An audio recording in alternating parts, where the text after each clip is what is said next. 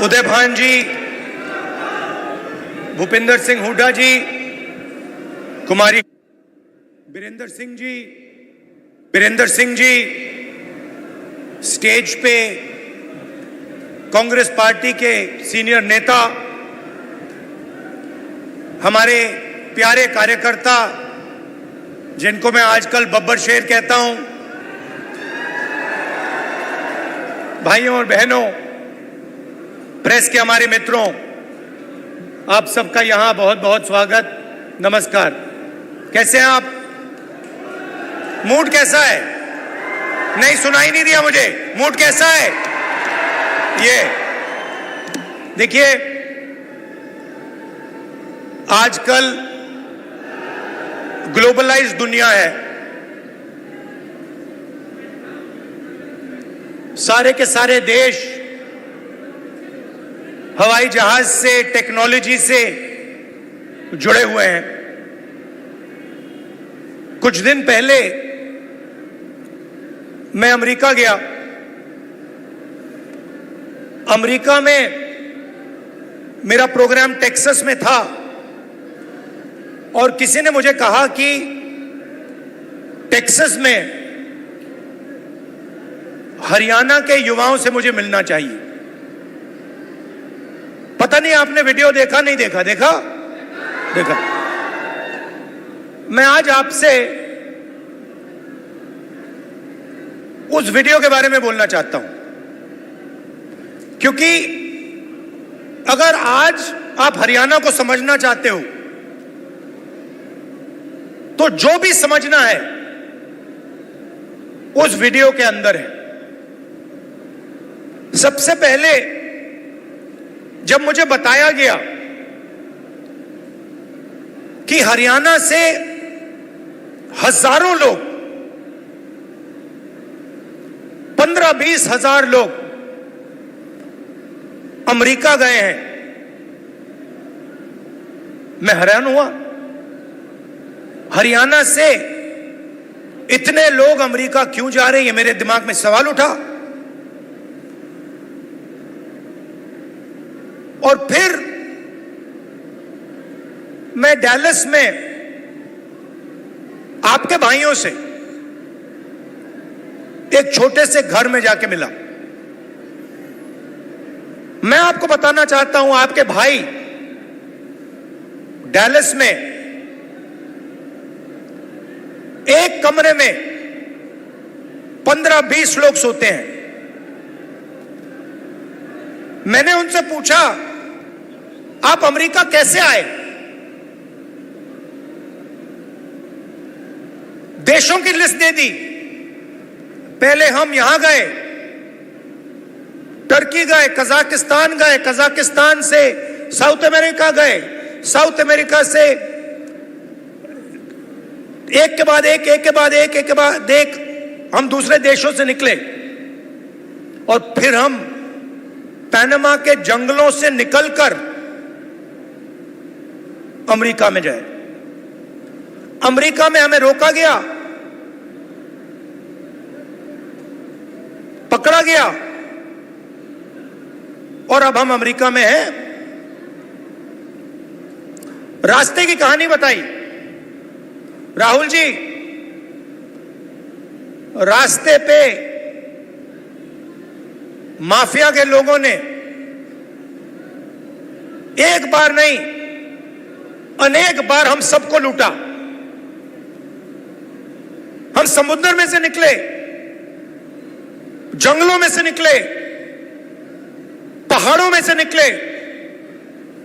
हमारे भाइयों को मरते हुए हमने देखा है, जंगल में मरते हुए देखा है, गिरकर मरते हुए देखा है, अपनी आंखों से देखा है। फिर मैंने सवाल पूछा, मैंने कहा कि भैया ये जो आपने सफर किया है, आप अमीर लोग तो नहीं हो। इस सफर के लिए, प्लेन टिकट के लिए, नाव के लिए, गाड़ी के लिए आपने कितना पैसा दिया? अमेरिका में घुसने के लिए आपने कितना पैसा दिया?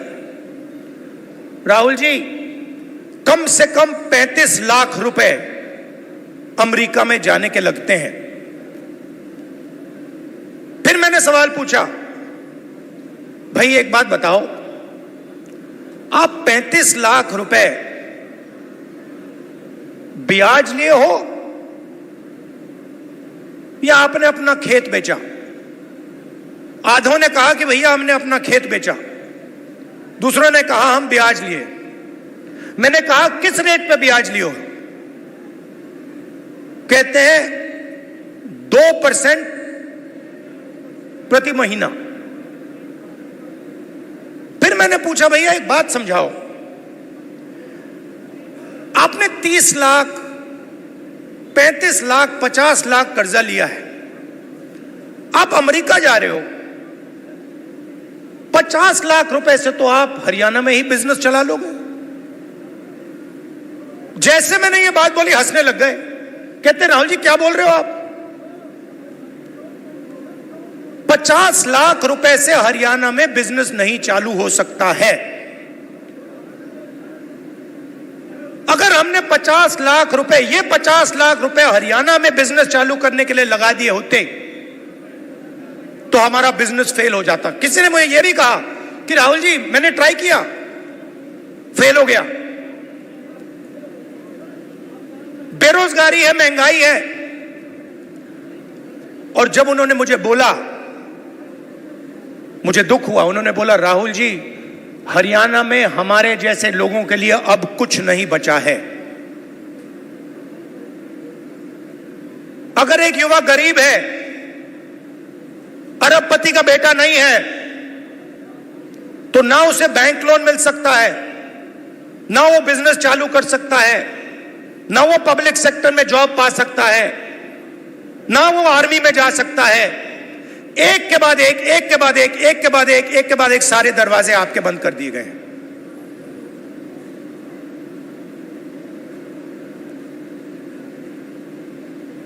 मैं जब उस घर से निकला, मैं सोच रहा था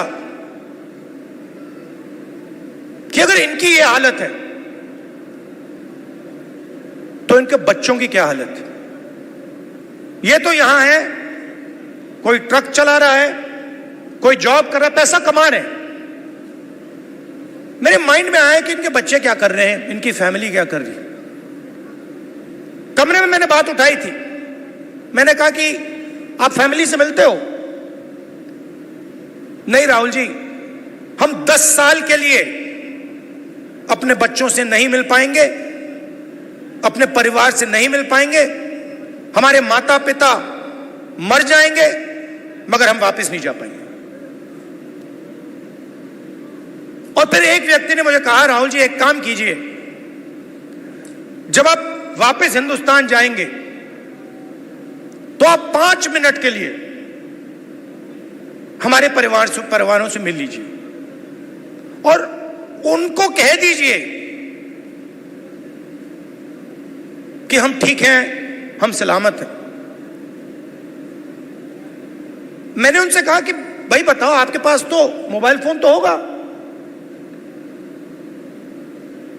वीडियो कॉल करते होगे, तो उनको तो मालूम होगा। वो मुझे कहते हैं नहीं राहुल जी, वो मानते नहीं है, हम वीडियो फोन पे कॉल करते हैं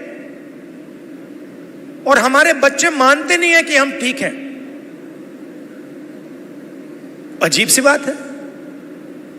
फिर मैं करनाल गया सुबह 4 बजे, कि मैं चाहता था कि मीडिया वाले ना पकड़ लें, मुझे तंग करते हैं। मैंने इनको मित्रों कहा, मतलब ये हैं अदानी के मित्र, अंबानी के मित्र। मैं गया 4 बजे सुबह, वहां बैठ गए, बातचीत शुरू। एक मेंबर परिवार का यूएस में वीडियो कॉल चल रहा है, 6-7 लोग उस साइड डैलस में बैठे हैं, 20-25 लोग परिवार यहां बैठे हैं। मैं सोच रहा हूं ये हो क्या रहा है। और फिर छोटा सा बच्चा दौड़ता हुआ दौड़ता हुआ वो कंप्यूटर के पास जाता है, कंप्यूटर को ऐसे पकड़ता है और इतनी जोरों से चीखता है कि मैंने मतलब शायद अपनी लाइफ में ये चीख नहीं सुनी। कांपता हुआ चीखता है, पापा पापा पापा वापस आओ। और पिता कुछ नहीं कह पाता है।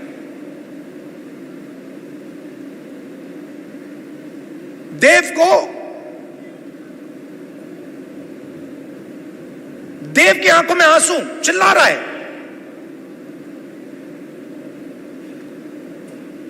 और पिता हजारों किलोमीटर दूर मुस्कुराने की कोशिश कर रहा है, नहीं मैं ठीक हूं। किसी ने कहा बच्चा इमोशनल हो गया। मैंने माइंड में सोचा कि इमोशनल हो गया, इसके हर रोज सीने में छुरे लग रहे हैं। इमोशनल शब्द का क्या मतलब है?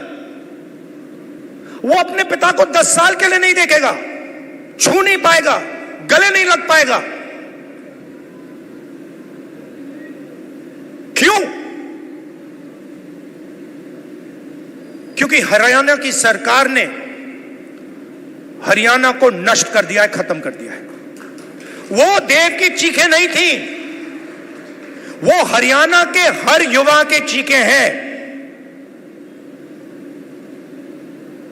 और जब वो बोल रहा था, मैं सोच रहा था कि इलेक्शन सब कुछ ठीक है, मगर हरियाणा में जो लाखों बच्चे इस प्रकार से रो रहे हैं, चीख रहे हैं, कांग्रेस पार्टी का काम उनके आंसू को पोंछने का है, उनके चीखों को बंद करने का है।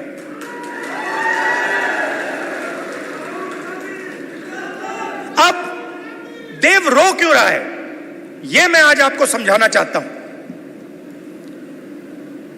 नरेंद्र मोदी जी ने, हरियाणा की सरकार ने सिस्टमैटिकली इस देश का जो रोजगार का सिस्टम है उसको खत्म किया है। वो जो युवा अमेरिका गए हैं, छोटे से घर में 20-25 एक कमरे में रह रहे हैं। एक वहां पे था जिसको एक्सीडेंट हो गया, चल नहीं पा रहा है। उसकी मां मुझे कहती है, राहुल जी मैं तो बेटे से मिलना चाहती हूं। मैं कहना नहीं चाहता था, कैसे मिलोगी? वो 10 साल के लिए वापस नहीं आ सकता। तो बच्चे चिल्ला रहे हैं, माताएं चिल्ला रही हैं, पूरा परिवार चिल्ला रहा है। क्यों? क्योंकि हरियाणा में रोजगार नहीं। नरेंद्र मोदी क्या करते हैं? काले कानून लाते हैं। जो है आपके पास, जो आप पूरे देश को देते हो, वो भी छीनने की कोशिश करने हैं। कल मैं जम्मू कश्मीर गया, वहां पे कंप्लेंट आ रही है, भैया हमारा सेब का पूरा बिजनेस ठप हो गया, अदानी जी को दे दिया है। हिमाचल में सेब का बिजनेस अदानी को जाता है, यहां पे आपको सही दाम नहीं मिलता है, स्टोरेज कंटेनर उनके। सारी की सारी प्लानिंग 10-15 लोगों के लिए होती है। हरियाणा के किसानों का कर्जा माफ नहीं होगा, आपको सही एमएसपी नहीं मिलेगी, मगर 25 अरबपतियों का 16 लाख करोड़ रुपया कर्जा माफ होगा। और आप देखते रहोगे कि भैया हो क्या रहा है। ये प्रदेश जो पूरे देश को भोजन देता है, यहां हो क्या रहा है?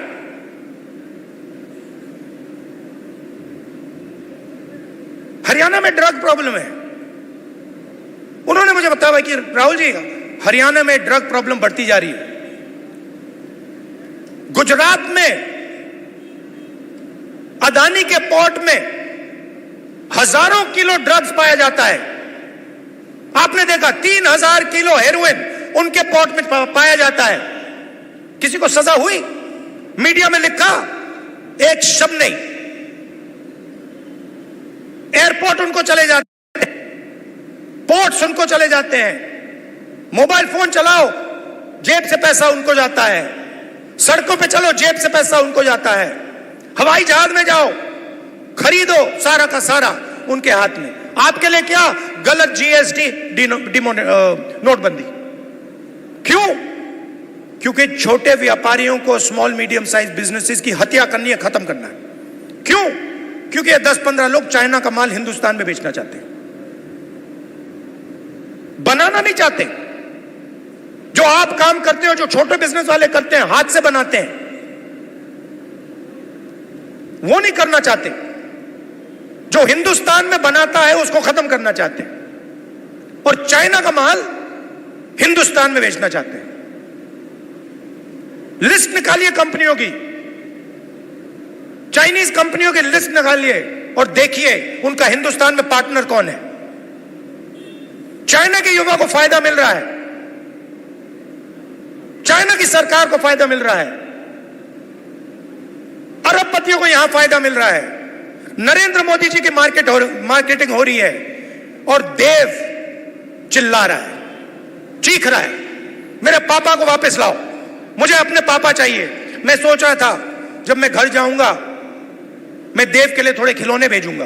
फिर मैंने सोचा क्या मतलब, खिलौने से क्या होगा, फुटबॉल से क्या होगा, क्रिकेट बैट से क्या होगा, वो तो अपना पापा चाहता है। तो ये हरियाणा की हालत है, और ये हम बदलना चाहते हैं।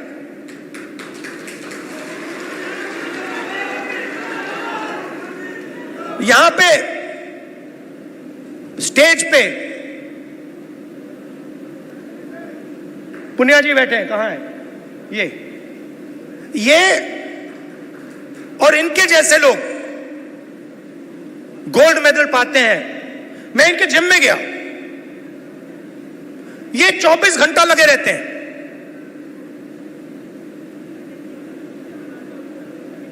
24 घंटा क्यों? गोल्ड मेडल चाहिए। क्यों? हरियाणा का नाम रोशन करना, हिंदुस्तान का नाम रोशन करना है। पूरी दुनिया में हम चाहते हैं कि हरियाणा का नाम जाए, हिंदुस्तान का नाम जाए। गोल्ड मेडल हम अपने लिए नहीं लेते हैं, गोल्ड मेडल हम हिंदुस्तान के लिए लेते हैं। इन्होंने कहा मुझे, इसने कहा, वो भी 4 बजे सुबह। इनका क्या किया? सारे के सारे एथलीट्स को खत्म कर दिया। इनके बहनों का सेक्सुअल हरासमेंट हो रहा है, और जो कर रहा है उसकी रक्षा चल रही है। 24 घंटे टीवी पे देखो, वो रो रही है, कोई फर्क नहीं पड़ता, बीजेपी का आदमी है। चिल्लाओ जितना चिल्लाना है, देव के साथ चिल्लाओ, 24 घंटा चिल्लाओ, हमें कोई फर्क नहीं पड़ता, मर जाओ। ऐसा हरियाणा हमें नहीं चाहिए। हमें हरियाणा ऐसा चाहिए जहां बच्चे ना रोएं, जहां पिता अपने बच्चे के गले लग सके, जहां मां ना रोए। ऐसा हरियाणा हमें चाहिए, और ऐसा हरियाणा कांग्रेस पार्टी आपको देने जा रही है। अब आप मुझसे पूछोगे ठीक है, आपने कह दिया, बताओ कैसे? मैं आपको शुरुआत की बात कर रहा हूं। पहला कदम, महिला शक्ति, 2000 रुपए हर महीने महिलाओं को, और 500 रुपए का गैस सिलेंडर। दूसरा कदम, जो 2 लाख वैकेंसीज सरकार में आज खाली पड़ी है युवाओं के लिए, हम वो भर के आपको दे देंगे।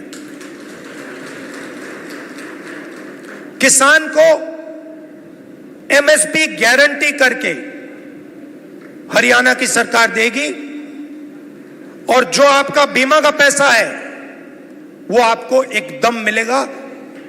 जैसे ही नुकसान होगा उसके एकदम बाद आपको बीमा का पैसा मिलेगा।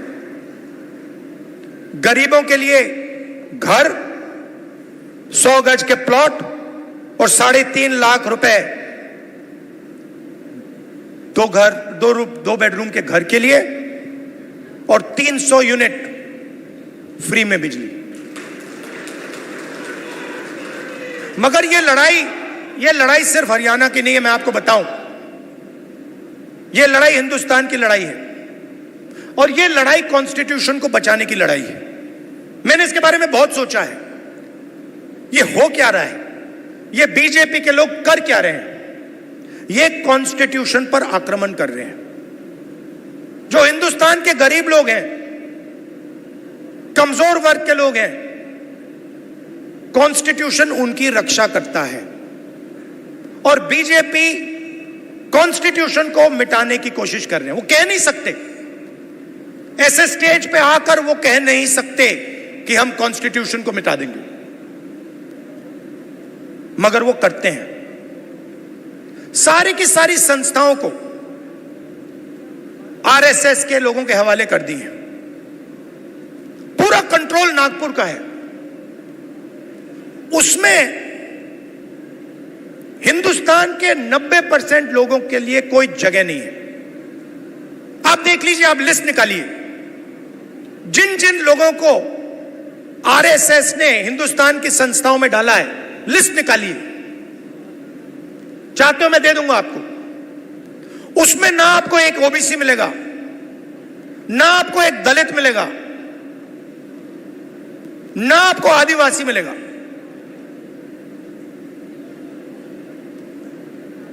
तो खोखला कर रहे देश को। इलेक्शन कमीशन में अपने लोग, ब्यूरोक्रेसी में अपने लोग, मीडिया में अपने लोग, इंटेलिजेंस सर्विसेज में अपने लोग, और 90% हिंदुस्तान के लिए कुछ नहीं। इसलिए हमने चुनाव में जाति जनगणना की बात की।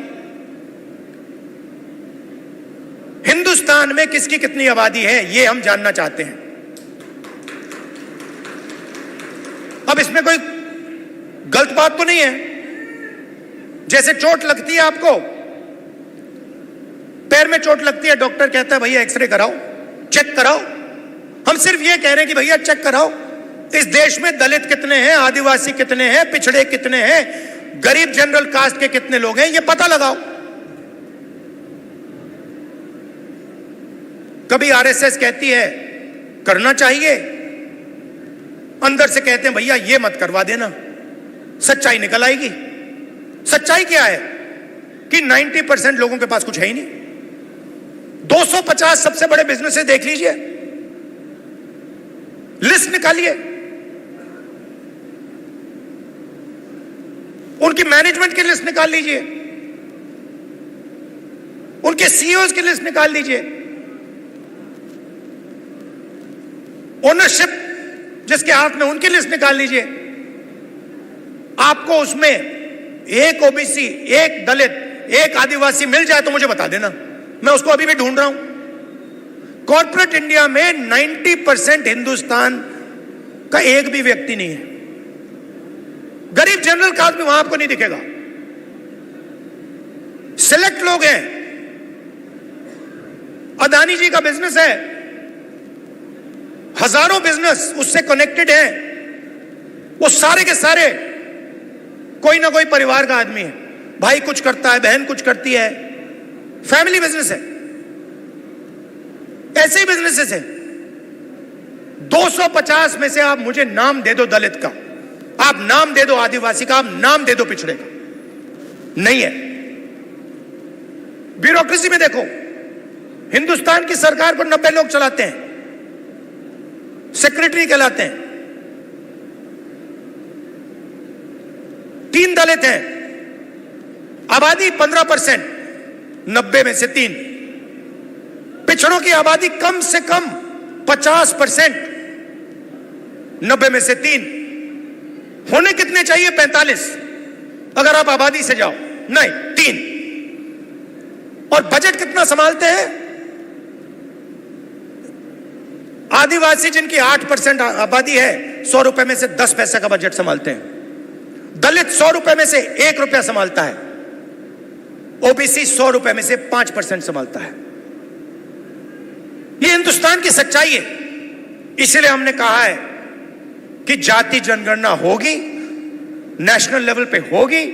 और मैंने कहा है मोदी जी के सामने पार्लियामेंट हाउस में, आप करो ना करो, मैं इसको इसी हाउस में पास करवाऊंगा, आपके मुंह के सामने करवाऊंगा। तो ये हरियाणा की रियलिटी है। और ये क्या करते हैं? बांटने का काम करते हैं। मीडिया वाले 24 घंटे लगे रहते हैं। एक जात को दूसरी जात से लड़ा दो, एक धर्म को दूसरे धर्म से लड़ा दो और पूरा का पूरा फायदा अदानी को पहुंचा दो। हरियाणा एक साथ लड़ेगा, सबकी सरकार बनेगी, खुशी से बनेगी। चुनाव में कांग्रेस पार्टी स्वीप करने जा रही है, स्वीप करने जा रही है, आंधी आ रही है और हम सबकी सरकार बनाएंगे। किसी एक की सरकार नहीं होगी, पूरे हरियाणा की सरकार होगी। इसमें सबकी इज्जत होगी, सबकी रिस्पेक्ट होगी, सबकी जगह होगी। और मेरी जहां भी आपको जरूरत हो, कहीं भी पार्लियामेंट में आपको कुछ उठवाना हो, कुछ कहलाना हो, आप मुझे बस ऑर्डर दीजिए, राहुल जी हरियाणा आपसे ये कहलवाना चाहता है, मैं कह दूंगा वहां पे जाकर। ग्लोबलाइज्ड दुनिया है, सारे के सारे देश हवाई जहाज से, टेक्नोलॉजी से जुड़े हुए हैं। कुछ दिन पहले मैं अमेरिका गया। अमेरिका में मेरा प्रोग्राम टेक्सास में था और किसी ने मुझे कहा कि टेक्सास में हरियाणा के युवाओं से मुझे मिलना चाहिए। पता नहीं आपने वीडियो देखा, नहीं देखा? देखा? देखा। मैं आज आपसे उस वीडियो के बारे में बोलना चाहता हूं, क्योंकि अगर आज आप हरियाणा को समझना चाहते हो तो जो भी समझना है उस वीडियो के अंदर है। सबसे पहले जब मुझे बताया गया कि हरियाणा से हजारों लोग, 15-20 हजार लोग अमेरिका गए हैं, मैं हैरान हुआ। हरियाणा से इतने लोग अमेरिका क्यों जा रहे हैं, ये मेरे दिमाग में सवाल उठा। और फिर मैं डैलस में आपके भाइयों से एक छोटे से घर में जाके मिला। मैं आपको बताना चाहता हूं, आपके भाई डैलस में एक कमरे में 15-20 लोग सोते हैं। मैंने उनसे पूछा, आप अमेरिका कैसे आए? देशों की लिस्ट दे दी। पहले हम यहां गए, टर्की गए, कजाकिस्तान गए, कजाकिस्तान से साउथ अमेरिका गए, साउथ अमेरिका से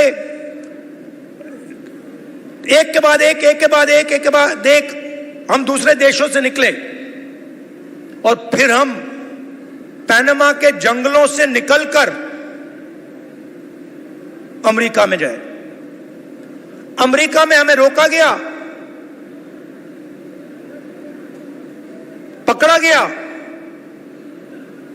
और अब हम अमेरिका में हैं। रास्ते की कहानी बताई राहुल जी। रास्ते पे माफिया के लोगों ने एक बार नहीं अनेक बार हम सबको लूटा। हम समुद्र में से निकले, जंगलों में से निकले, पहाड़ों में से निकले। हमारे भाइयों को मरते हुए हमने देखा है, जंगल में मरते हुए देखा है, गिर कर मरते हुए देखा है, अपनी आंखों से